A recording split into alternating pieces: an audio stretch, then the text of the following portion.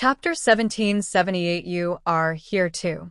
After listening silently, Alexei asked with a strange look on his face, "Didn't we ask them to help? Your attitude towards those who helped us is not very good." Bodaka's tone stagnated, and then he waved his hand and said, "It is right for them to come and help. After all, our pantheon also sent you to help them before. But how are they repaying us now? They took away the important resources that originally belonged to us. That's our Fremon's stuff. If they honestly let us clean it up, I can still give him a part. But now he actually took it all." Alexei basically understood what Bodaka meant. He shook his head. "Bodaka, you think that the mechanical civilization belongs to Fremon's. This idea is too arrogant. You should understand how terrible they are. If not, we don't have to run from Karen City to Samran City. Chaos has the ability to defeat them alone, so it is right for them to take the spoils.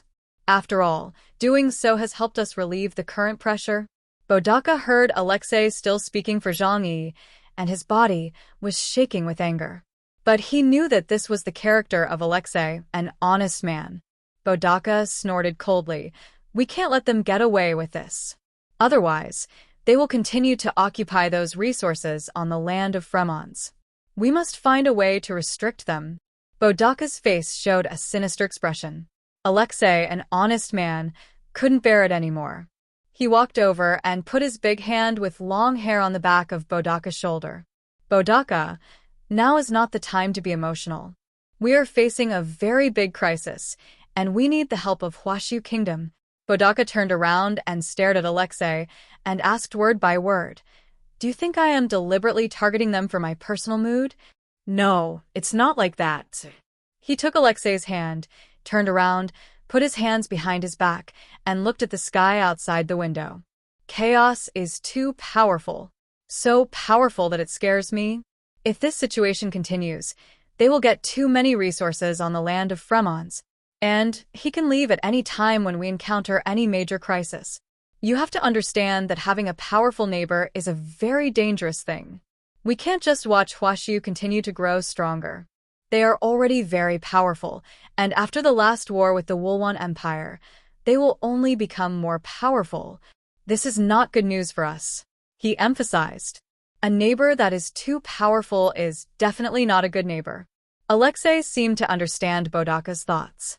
He didn't continue talking, but Bodaka turned around and said to him, Let's go find Morana, the strongest person in the Pantheon, the head of the Fremon's violence agency. Although she is not directly responsible for the administrative affairs of Fremon's, all important actions during the war must be noted by her, and the executive officers below can do it." Alexei thought about it, and finally nodded. He didn't like to think about complicated problems, but Bodhaja's words made some sense to him. So he decided to go over and listen to what others said. Bodhaja and Alexei came to Morana's residence, and the waiter stopped them. Morana was training at this time. At this time, no one's interruption was allowed.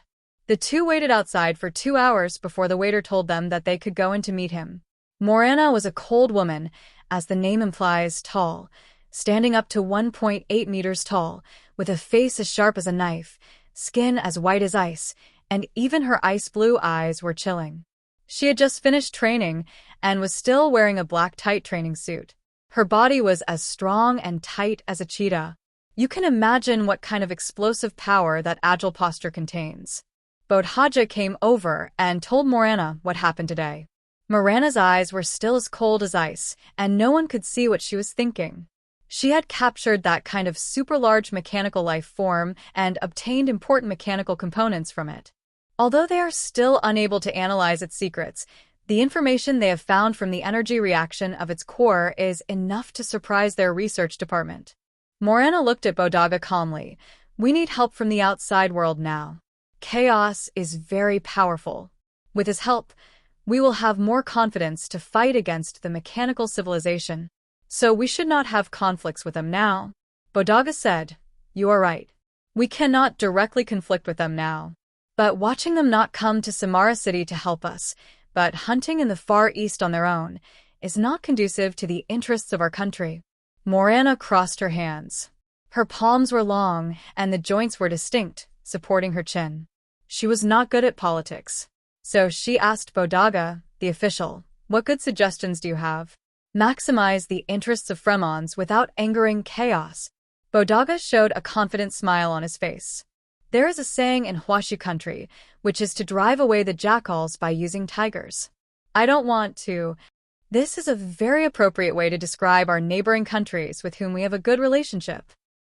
It is indeed difficult for Fremons to deal with a mechanical civilization alone, so we need to let other powerful countries and international organizations come to Fremons as soon as possible.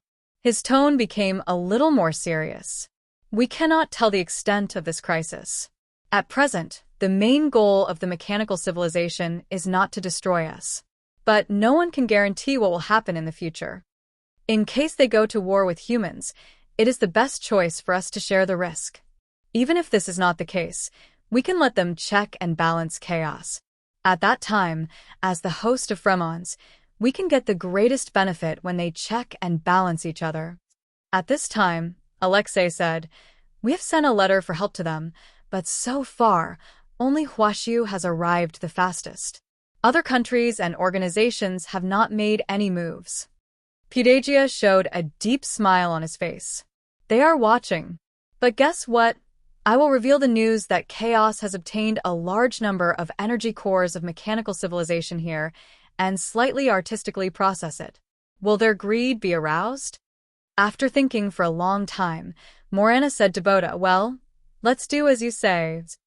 Zhang Yi spent a certain amount of time cleaning up the battlefield. In addition to collecting all the mechanical life forms, he also collected all the mineral deposits in the underground area without hesitation. This time, he can be said to have reaped a lot of rewards. As for the next route, he still asked Ling to help choose it. "I have almost figured out the strength of those guys. You can take me to the area where they are active." Ling glanced at Zhang Yi and smiled meaningfully. "Aren't you afraid of encountering danger?" "Well, I mean that kind of humanoid creatures. It's not a bad thing to meet them earlier," Zhang Yi said lightly. "What's more, if I can't beat them, my strategic retreat technology is world-class. Now that I'm a person of status, I can't just say I'm running away. Strategic retreat is a good term."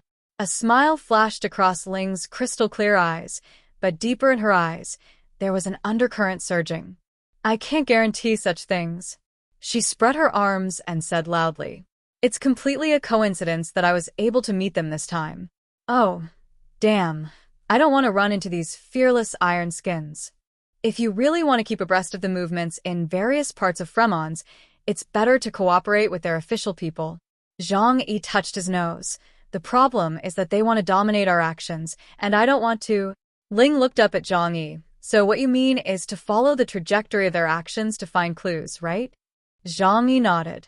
"Yes, that's my plan. I want to know what they are looking for by constantly destroying various areas and digging deep holes." Zhang Yi and the others got into the snowmobile again, and then the convoy headed for the next destination. Although they had not known each other for long, Ling's attitude had gradually become more presumptuous. Not only did she lie on the driver's seat and steer the car with her feet in white socks, she also put her hands behind her head and asked about Zhang Yi. "Hey, the legend of Huashu country.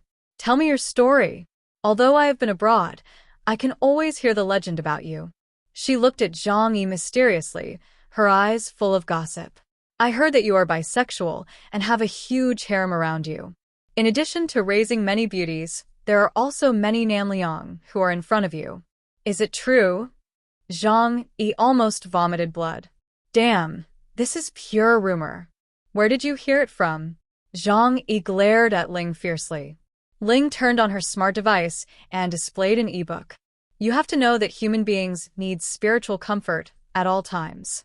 This book, Domineering Chaos Force Love, and this book, Abstinence Chaos Fierce Love, are both very popular novels on streaming media." "Well, it seems to be from a female writer from your Jiangnan." Zhang Yi's forehead was full of black lines. But he suddenly thought of the rumors about himself in Blizzard City and the fanatical love of those ladies and young ladies for him, and he roughly understood what happened. "That's pure rumors."